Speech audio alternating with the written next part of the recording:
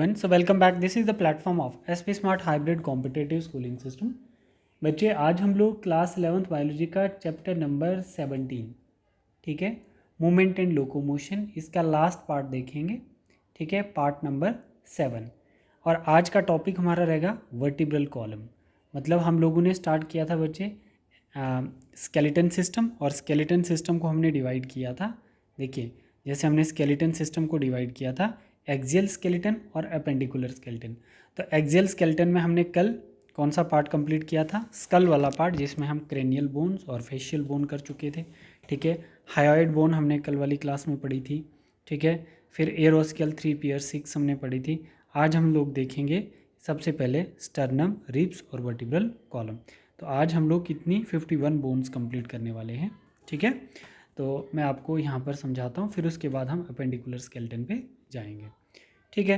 तो सबसे पहले हमारे पास वर्टिब्रल कॉलम एनसीईआरटी का पैराग्राफ नंबर 21 देखेंगे इस वीडियो में। हम लोग 7th वीडियो में, लास्ट वीडियो इस चैप्टर की है। यहाँ पे देखना बच्चे, मतलब वर्टिब्रल कॉलम और एक वर्टिब्रल बोन को हम वर्टिब्रा कहते हैं। तो टोटल कितनी बोन्स हैं? 26 वर्टिब्रा होती हैं एक पूरी वर्टिब्रल कॉलम में। Each vertebra has a central hollow portion, ठीक है। हर एक वर्टिब्रा के अंदर एक सेंट्रल होलो पोर्शन होता है। जैसे ये एक वर्टिब्रा, दूसरी वर्टिब्रा, तीसरी वर्टिब्रा, तो इनके बीच में क्या होता है? सेंट्रल होलो पोर्शन होता है, जिसको न्यूरल कैनाल भी बोलते हैं। और इसी खाली पोर्शन से क्या पास ऑन होना होता है? स्पाइनल कार्ड पास होती है। इसका मतलब जो ये सेंट्रल होलो पोर्शन है, ये होल्ड करता है आपकी स्पाइनल कॉर्ड को, होल्ड करे, ठीक है बच्चे। तो हमने देखा कि जो होलो सेंट्रल पोर्शन होता है, जिसको हम न्यूरल कैनाल कहते हैं, वो होल्ड करती है आपकी स्पाइनल कॉर्ड को। यहाँ पे देख सकते हो आप लोग, ठीक। तो अब ये वाला पार्ट जो है, ये वर्टिब्रल कॉलम आ जाएगा, और ये होल्ड कर रहा है रेड कलर की आपकी स्पाइनल कॉर्ड को। वर्टिब्रल बोन बोलो या वर्टिब्रल कॉलम बोलो, इसको हम डिवाइड करते हैं कितने? 5 पार्ट में। एक आगे हमारा सर्वाइकल रीजन, सर्वाइकल बोन कितनी है? 7। थोरेसिक कितनी है? 12। लंबर कितनी है? 5। और आपकी सैक्रल कितनी है? 5 है बच्चे, ठीक है। इसको ठीक कर देते हैं, अभी ठीक कर देते हैं बेटा।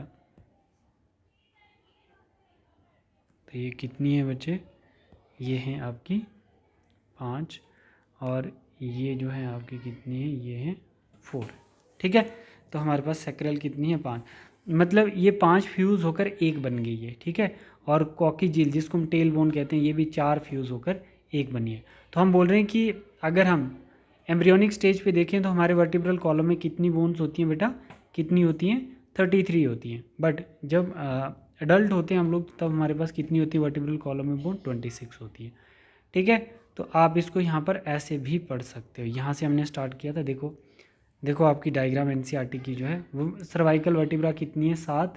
Thoracic vertebra 12। लंबर 5। सैक्रम कितनी है? 5 फ्यूज़ होकर एक बन गई है।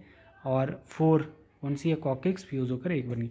तो बच्चे जब हम बैठना शुरू कर देते हैं, जो बच्चा होता है ना बहुत छोटा, जो 4 लिम्ब से चल रहा होता है, तो उसमें 5 ही होती हैं सैक्रम भी, और 4 होती हैं कॉकेक्स। और जैसे ही वो बैठना शुरू कर देता है, वो फ्यूज़ होकर एक सैक्रम और एक कॉकेक्स बन जाती है, ठीक है। तो हम इस सारे को ऐड करेंगे। ये एडल्ट की बात कर रहा है, तो उसमें कितनी निकलेंगी? 26, है ना। और एम्ब्रियो की 33, ठीक है बेटा। तो अब हम इसको थोड़ा सा रीड कर लेते हैं। वर्टिब्रल कॉलम डायग्राम में हम देखें, form 26 serially arranged unit called vertebra, है ना। यूनिट मतलब एक वर्टिब्रल बोन की बात कर रहा है। तो टोटल कितने आएंगे पूरे कॉलम में? 26 वर्टिब्रा आएंगी। ये कैसे प्लेस्ड हैं? डॉर्सली प्लेस्ड हैं। ये डॉर्सल साइड है इसकी, ठीक है बच्चे, dorsally placed. It extend from the base of the skull. तो ये कहाँ से स्टार्ट है? बेस ऑफ स्कल, इसके ऊपर क्या है? स्कल है, तो बेस ऑफ स्कल से स्टार्ट है। And constituent the main framework of trunk, ठीक है। तो हमारी बॉडी हेड और ट्रंक में डिवाइड होती है। Each vertebra has a central hollow portion, और हर एक वर्टिब्रा जो है, जैसे ये आ गया, ये आ गया, ये आ गया, तो इनके बीच में क्या होगा? सेंट्रली होलो पोर्शन होगा, जिसको हम न्यूरल कैनाल भी कहते हैं, through which the spinal cord pass. तो इस होलो पोर्शन से क्या पास होगा? हमारा स्पाइनल कार्ड पास होगी। ये आ गई आपकी स्पाइनल कार्ड। समझ आया बच्चे? ठीक है, इसी को हम स्पाइनल कार्ड बोलेंगे। ये स्पाइनल कार्ड, और ये जो आप देख रहे हो, तो ये क्या है आपकी? ये जो आप देख रहे हो, ये क्या है आपकी? ये है वर्टिब्रा, ठीक।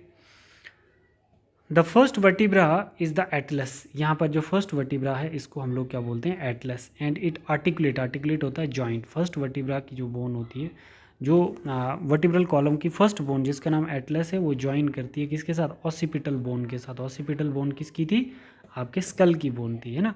ऑसिपिटल बोन के साथ ज्वाइन करती है, ठीक है, उसको हम ऑसिपिटल कंडाइल भी बोलेंगे। The vertebral column is differentiated into, cervical कितनी है 7, थोरेसिक 12, लंबर 5, सैक्रल 5 थी, फ्यूज़ होकर 1 बन गई, और कॉकीजील्स कितनी है 1, फ्यूज़ होकर 4 से 1 बन गई है, ठीक है।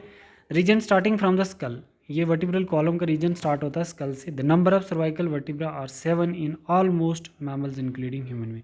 तो सभी मैमल्स के अंदर जो सर्वाइकल वर्टिब्रा होती हैं वो कितनी होती है, 7 होती है। हालांकि इंसानों में भी 7 ही दिखेंगे। The vertebral column protect the spinal card, ये जो वर्टिब्रल कॉलम होती है बच्चे, इस स्पाइनल कार्ड को ये प्रोटेक्ट करेगी। ये वर्टिब्रल कॉलम क्या करेगी, स्पाइनल कार्ड को प्रोटेक्ट करेगी, ठीक है। और साथ में support the head and serve as the point of attachment of for the ribs and musculature of back. देखो, एक तो हमारा वर्टिब्रल कॉलम क्या करता है, सपोर्ट करता है बच्चे, है ना। एक तो सपोर्ट प्रोवाइड करेगा, क्योंकि जैसे ही हमारा ये एटलस बोन जो है, वर्टिब्रल कॉलम सीधी हेड को सपोर्ट करती है, ठीक है ना, हेड को सपोर्ट करेगी। दूसरा, point of attachment for the ribs and musculature of the back, देखो उसको हम क्या बोलेंगे, जैसे स्टर्नम बोन। अब हम sternum bone, flat bone, ventral mid line of the thorax. तो अब हम लोग इसके बाद हम देखने वाले हैं, ये आ गई आपकी स्टर्नम बोन, ठीक है। इतनी सी को हम लोग क्या बोलते हैं, स्टर्नम।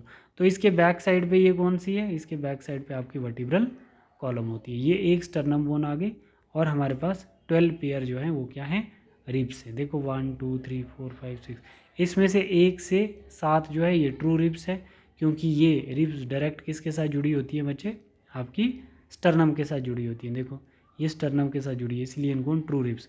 अब ये 8 9 10 जो है इनको हम फॉल्स रिब कहते हैं, क्योंकि ये डायरेक्ट स्टर्नम के साथ जुड़ी नहीं होती है, ठीक है। Do not directly articulate directly with the sternum but join with the 7th rib. इस 7th रिब के साथ ये जुड़ी होंगी। ये जो 7th रिब है इसके साथ ही आपकी 8 9 और 10 भी जुड़ी होती है, इसीलिए इनको हम फॉल्स रिब कहते हैं, डायरेक्ट स्टर्नम के साथ नहीं जुड़ती हैं, ठीक है। फिर उसके बाद आपका 11th and 12th of ribs are not connected ventrally and therefore called floating ribs. तो ये जो 11th और 12th होती हैं बच्चे, इनको हम फ्लोटिंग रिब्स कहते हैं। ना ही ये किसके साथ, स्टर्नम के साथ, और ना ही डॉर्सल के साथ जुड़ी होती है, इसीलिए इसको हम फ्लोटिंग रिब कहते हैं। तो अब बच्चे जैसे हमारे पास ये स्टर्नम आ गई, ये बैकबोन आ गई, और ये रिब्स आ गई, इन तीनों को मिला के हम क्या बोलते हैं, रिब केज बोलेंगे, ठीक है। तो ये समझ आ गया होगा बच्चे। अब आपको ये ध्यान रखना कि रिब्स डायरेक्ट अटैच नहीं होती है स्टर्नम के साथ, वो किसके साथ होती है, स्टर्नल कार्टिलेज के साथ। वाइट कलर का आपका स्टर्नल कार्टिलेज या ही लाइन कार्टिलेज भी कहते हैं। तो रिब्स अटैच होती है किसके साथ, आपकी स्टर्नम के साथ with the help of sternal cartilage. मतलब ये रिब्स है, ये स्टर्नल कार्टिलेज है, और स्टर्नम के साथ कौन जुड़ेगा, रिब्स या sternal cartilage, sternal cartilage join करती है, ठीक है। अब दूसरा देखो बच्चे, जैसे ये हमारा रिब है, सॉरी ये हमारा क्या है, स्टर्नम है। तो स्टर्नम के साथ रिब का एक एंड ज्वाइन करता है, और एक एंड इसका किसके साथ, वर्टिब्रल कॉलम के साथ। तभी इसको हम बाइसेफेलिक बोलते हैं। क्या बोलते हैं बच्चे, बाइसेफेलिक, ठीक है। अब देखना, there are 12 pairs of ribs, each ribs in thin flat bone connect dorsally to the vertebral column and ventrally to the sternum. Ventrally ribs जुड़ी हुई है स्टर्नम के साथ, और डॉर्सली किसके साथ, आपके वर्टिब्रल कॉलम के साथ। इट हैज़ 2 आर्टिकुलेशन, रिब्स के 2 जॉइंट्स होते हैं। एक जॉइंट किसके साथ है, स्टर्नम बोन के साथ, और एक वर्टिब्रल कॉलम के साथ। On the dorsal and it has 2 articulation surface on the dorsal and hence called bicephalic. तो इसके बाद 2 आर्टिकुलेशन है, तभी इसको हम बाइसेफेलिक बोलते हैं। First 7 pair of ribs are called true ribs. Dorsally they are attached to thoracic vertebra and ventrally connected to the sternum with the help of haline cartilage. Ribs ventrally जो connect हैं वो किसकी वजह से हैं, स्टेलाइन कार्टिलेज, स्टर्नल कार्टिलेज की help से स्टर्नम के साथ रिब्स ज्वाइन होती है, ठीक है, with the help of hyaline. These are called vertebrochondral, इसको हम क्या बोलते हैं, वर्टिब्रोकॉन्ड्रल्स, ठीक है। या हम इसको फॉल्स रिब भी बोल सकते हैं 8 9 10 को। Last 2 11 and 12 ribs are not connect ventrally and there by called floating ribs, ठीक है। Thoracic vertebra rib and sternum together to form rib cage, ठीक है। तो हम तीनों को मिला के क्या बोलेंगे, रिब केज बोलेंगे। तो बेटा अभी हम लोगों ने क्या क्या पढ़ लिया है, स्टर्नम हमने देखा है, ठीक है, वर्टिब्रल कॉलम हमने देख लिया है, हमने रिब केज पूरा पढ़ लिया, तो रिब केज में कितनी बोन्स आती हैं अगर मैं आपको बता दूं तो रिब केज में कितनी बोन्स आएंगी, एक हमारी क्या आ गई बच्चे आपकी स्टर्नम, प्लस 26 हमारी कौन सी आ गई आपकी वर्टिब्रल कॉलम, और हमारे पास रिब्स कितनी आ गई 24, ठीक है 24 रिब्स आ गई, तो हमारे पास 51 बोन हो गई बच्चे, ठीक है कितनी हो गई 51 बोन्स हो गई, ठीक। तो 51 में हम 29 ऐड करेंगे तो हमारा 80 बोन्स बन जाएंगी, ठीक है। अब हम लोगों ने स्कल वाला पार्ट कंप्लीट कर लिया है, मतलब अपेंडिकुलर वाला पार्ट, एक्सियल वाला पार्ट कंप्लीट कर लिया। अब हम लोग अपेंडिकुलर वाला पार्ट देखेंगे। तो मैंने आपको पहले ही बताया कि अपेंडिकुलर स्केलेटन में कितनी बोन्स आती हैं 126, एक गिडल बोन है और एक आपका लिम्ब बोन है। गिडल बोन्स और लिम्ब बोन में हमारे फॉर लिम्स और हाइंड लिम्स आएंगे बच्चे, जिनमें 30 बोन्स होंगी, और टोटल दो हाथों में हमारी दो हाथ और दो हाथ, जैसे फॉर लिम्स में 60 बोन होगी दो हाथों में, और हाइंड लिम्स में दोनों में 60, तो टोटल 120 हो जाएगा, ठीक है। और जो गिडल बोन्स होती है जैसे पैक्टोरल गिडल जो होती है बच्चे, और पेल्विक गिडल हमारा लोअर पार्ट होता है। पेल्विक गिडल जो रिप्रोडक्टिव पार्ट वाला जॉइंट है, मतलब थाई बोन जिसके साथ जुड़ती है, वो पेल्विक गिडल, दो वो होंगी। और पैक्टोरल गिडल कितनी होती हैं 4, ठीक है, दो क्लेविकल और दो पैक्टोरल, ठीक है, क्लेविकल और पैक्टोरल दो दो 4 हो जाएंगी, ठीक है। तो इनको हम एक एक करके डिस्कस करते हैं बेटा। बोला the bone of the limbs along with their girdles constitute the appendicular skeleton, each limbs is made up of 30 bones. हर एक लिम्स, वो लेग्स का हो, वो आर्म्स का हो, लोअर बॉडी अपर बॉडी, तो वो क्या होंगे उसमें 30 बोन्स होंगी। The bones of the hand forelimbs are, कितनी होंगी forelimbs are humerus, radius and ulna. मैं एक बारी आपको यहाँ पे बता देता हूँ, देखो फॉर लिम्स में कितनी 30 बोन्स होंगी, हाइंड लिम्ब में 30 होंगी। तो अपर आर्म किसको बोला जाता है ह्यूमरस को, 1 बोन, लोअर आर्म रेडियस और अल्ना को 2 बोन्स, रिस्ट बोन जो है हमारी 8 बोन्स, ठीक है, पाम बोन 5 आएंगी बच्चे, और फिंगर बोन्स 14 आएंगी। तो ये टोटल 30 हो गई आपके फॉर लिम्स में। ऐसे ही आपके पास हाइंड लिम्स में भी 30 होती हैं। थाई बोन एक आ गई, शांक बोन उसमें 2 होती हैं, एक टबिया और दूसरा फैबुला, और एंकल बोन 7 होंगी, ठीक है एंकल बोन्स। और सोल बोन जो पाँव के तले की बोन्स होती हैं 5, टॉयस 14, और नी बोन 1 होती है। तो टोटल हम इसमें भी 30 ईच करके 60 हो गया, ठीक है। तो अब एक बार इसको पढ़ोगे, ये जैसे हमारे पास क्या है, ये देखो, ये right pectoral गिडल्स and upper arm frontal views, ठीक है। तो यहाँ पे सबसे पहले आप लोग देखोगे, सबसे पहले ह्यूमरस, ये आपकी ह्यूमरस आ गई, फिर उसके बाद रेडियस और अल्ना, ये 2 आ गई रेडियस और अल्ना, तो 1 इधर 2 इधर, कितनी हो गई 3। अच्छा कार्पल में कितनी आ गई 8, 13, मेटाकार्पल में 5, 18, और फ्लेंजेस में कितनी है बच्चे, फ्लेंजेस में कितनी है इधर देख लो ना थोड़ा सा नंबरिंग। ह्यूमरस में बच्चे हमारे पास कितनी आ गई 1, रेडियस और अल्ना कितनी हो गई 2, ठीक है, कार्पल जिसको हम रिस्ट बोन कहते हैं कितनी हो गई 8, ठीक है 11 हो गई टोटल, और फिर पाम बोन 5, 16 हो गई, और फ्लेंजेस आपकी कितनी आ गई 14, तो टोटल कितनी होगी बच्चे हमारी 30 हो गई, ठीक है, ये डायग्राम में बता रहा है। फिर उसके बाद बता रहा है फीमर बोन जिसको हम थाई बोन्स कहते हैं, तो थोड़ा नीचे आ जाते हैं, ये आ गई, तो इससे नीचे ही अभी हम देख रहे हैं, ऊपर जॉइंट नहीं देख रहे हैं। तो फीमर हमारी 1 आ गई, ठीक है, पटेला 1 आ गई बच्चे, टिबिया और फेबुला कितनी आ गई 2 आ गई, टार्सल मेटाटार्सल और फ्लेंजेस की काउंटिंग कर लो। जैसे मेरे पास यहाँ पर फीमर लॉन्गेस्ट बोन 1 आ गई, ठीक है, फिर उसके बाद टिबिया फेबुला 2 आ गई, और टार्सल एंकल बोन जिसको हम बोलते हैं 7, और मेटाटार्सल 5, ठीक है, and phalanges digits 14, are the one of the legs hind limbs a cup shape bone that is patella 1। तो इन सब को कंबाइन करके हमारे पास कितनी बन जाएंगी 30 बोन्स बन जाएंगी, ठीक है। तो आप लोग यहाँ पर देख सकते हो बच्चे, ठीक है। अब हम लोग देखेंगे बेटा पैक्टोरल एंड पेल्विक गिडल्स। हमने लिम्स की बोन्स देख ली बच्चे, लिम्स में हमने 30 + 30 एंड 30 + 30, तो ये अपर लिम्स और ये लोअर लिम्स, टोटल 120, ठीक। तो अब हमने टोटल नंबर ऑफ 6 देखनी है। जो आपका पैक्टोरल गिडल है, तो पैक्टोरल गिडल आप लोग यहाँ पे समझना पहले, ये देखो बच्चे, पैक्टोरल का मतलब होता है, पैक्टोरल मतलब शोल्डर की बात करें, तो ह्यूमरस बोन आपको पता ही है कहाँ पे है, ये आ गई आपकी ह्यूमरस। ह्यूमरस के साथ कौन सी बोन जुड़ी हुई है? स्कैपुला बोन, जो कितनी है? 2। तो ह्यूमरस जहाँ पर स्कैपुला के साथ जुड़ी हुई है उसको हम ग्लेनॉइड कैविटी बोलते हैं, खाली जगह जो कनेक्ट करती है ह्यूमरस बोन को। अब ये जो आपका स्कैपुला है बच्चे, इसकी एक्सटेंशन को हम लोग एक्रोमियन प्रोसेस बोलते हैं। क्या बोलते हैं? Acromion process. इस एक्रोमियन प्रोसेस के साथ ज्वाइन हो जाती है आपकी क्लेविकल बोन्स, और आगे वो किसके साथ? स्टर्नम के साथ जुड़ेगी। तो मतलब स्टर्नम और आपके एक्रोमेनियन के साथ ज्वाइन है आपकी क्लेविकल बोन, जिसको हम ब्यूटी बोन या फ्लैट बोन भी बोलते हैं। अब आपका एक्रोमियन प्रोसेस और आपकी कौन सी बोन? आपकी स्कैपुला, ये दोनों ज्वाइन है बच्चे कैराकॉइड प्रोसेस से, जिससे शोल्डर हमारा मूव करता है।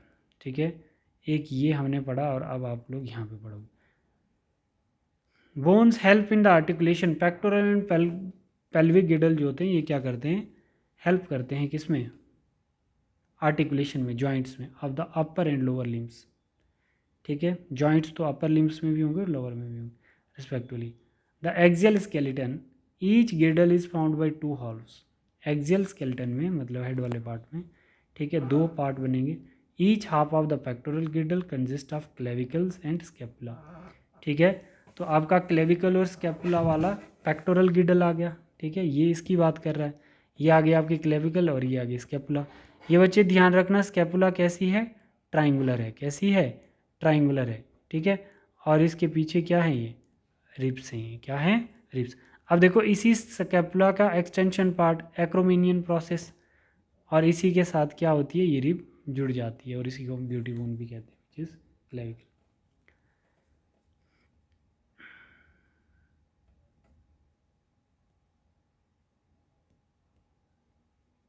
Scapula is a large triangular that bone situated in the dorsal part of the thoracic between, क्योंकि इसकी बैक साइड पे भी ये आएगी। ठीक, the second and the seventh ribs, कितना? सेकंड से स्टार्ट होगी 7 तक जो भी रिब्स आएंगी, तो उनके पीछे जो हमारी बोन होगी वो कौन सी होगी? स्कैपुला बोन होगी। है slightly elevated ridge called spine, तो थोड़ा सा स्लाइटली एलिवेशन होती है यहाँ से, जिसको हम लोग स्पाइन बोलते हैं। ठीक है, तो याद रखना, सेकंड से 7th रिब्स तक आपकी क्या आएगी? आपकी स्कैपुला बोन आएगी। फिर with projected flat expanded process called acromion, तो एक्रोमेनियन प्रोसेस, इसी को हम एक्रोमेनियन प्रोसेस कहते हैं। The clavicle articulate with this, तो एक्रोमेनियन के साथ क्लेविकल आपकी ज्वाइन हो जाती है। Below the acromion is a depression, acromion में जो एक डिप्रेशन अंदर के लिए, उसी को हम लोग क्या कहते हैं? ग्लेविनाइड कैविटी। क्या बोलेंगे? ग्लेविनाइड कैविटी। ग्लेविनाइड कैविटी आपको किस में दिखेगी? ह्यूमरस और स्कैपुला के बीच में। ठीक है, which articulate with the head of the humerus to form a shoulder joint. Humerus का हेड कहाँ होगा? ग्लेविनाइड कैविटी में, और ग्लेविनाइड कैविटी किस में दिखेगी? आपके स्कैपुला में दिखेगी। Each clavicle is a long cylindrical bone with 2 curvature, उसके 2 एंड होंगे। ठीक है, उसके 2 एंड होंगे क्लेविकल के, एक किसके साथ जुड़ा होगा? स्कैपुला के साथ, दूसरा स्टर्नम के साथ। The bone is commonly called as collar bone, इसको हम कॉलर बोन भी बोलते हैं। Pelvic girdle consist of 2 coxal bone, एक बार आप देख लो, ये आ गया आपका पेल्विक गिडल्स। पेल्विक गिडल्स को हम कॉक्सिक्स बोन भी बोलते हैं। ठीक है, ये हमारी फीमर बोन है, जहाँ पे ये अटैच होगी उसको हम लोग एस्टिबुलम बोलेंगे। और यहाँ पर कितनी बोन्स होती हैं? इलियम, इस्थम और प्यूबिस, 3 बोन फ्यूज होकर क्या बना देती हैं? एक बना देंगे। ठीक है, तो एक इधर आ जाएगी, एक इधर आ जाएगी, 2 बोन्स। ठीक है, ठीक है बच्चे, तो यहाँ पर जैसे ऊपर ग्लेनॉइड कैविटी है, यहाँ पर एस्टिबुलम है। तो ये जो प्यूबिक सिम्फेसिस है, ये रिलीज़ करेगा एक रिलैक्सिन हार्मोन, जिससे ब्रॉड हो जाता है पेल्विक रीजन्स, है ना, उसमें फाइब्रस कार्टिलेज होते हैं, वो ब्रॉड हो जाएंगे, जिसकी वजह से इजीली बर्थ हो जाएगा न्यू यंग वन का। ठीक है, तो यहाँ पर ये चीज़ भी आप देख सकते हो। Each coxal bone is found by the fusion of 3 bones, coxal bone बनती है 3 बोन के टूटने से।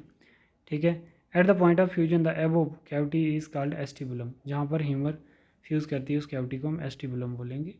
To which thigh bone articulate the 2 halves of the pelvic girdles meet ventrally to form pubic symphysis containing fibrous cartilaginous।